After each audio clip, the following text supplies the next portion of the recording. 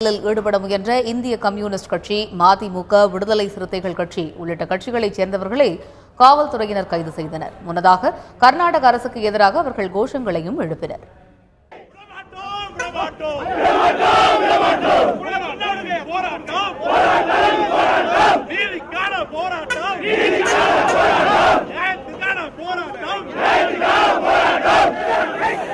இந்த மறியல் போராட்டத்தில் காவல்துறை நடந்து கொண்ட விதத்தை மிக கடுமையாக கண்டிப்பதோடு பல்வேறு காஷ்மீரத்தில் கூட இவ்வளவு தடுப்புகளை வைக்க மாட்டார்கள், அப்படிப்பட்ட தடுப்புகளை வைத்து நியாயமான முறையில் போராடிய தொண்டர்களை மிக வன்முறையோடு அவர்களை அவமானப்படுத்துகிற வகையிலே நடந்து கொண்ட காவல்துறையை மிக வன்மையாக கண்டிக்கின்றேன்.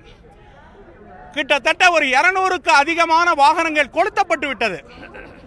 1000 கோடிக்கு அதிகமான சொத்துக்களை தமிழ் மக்கள் இழந்து அனாதைகளைப் போல வந்து கொண்டிருக்கிறார்கள்.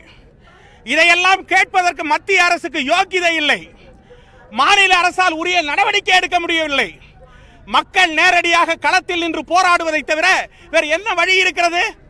போராடுகின்றவர்களையும் காவல்துறை தடுப்பது என்பது மிக வன்மையான கண்டனத்திற்கு உரியது என்பதை சர்வ கட்சியின் சார்பிலே நான்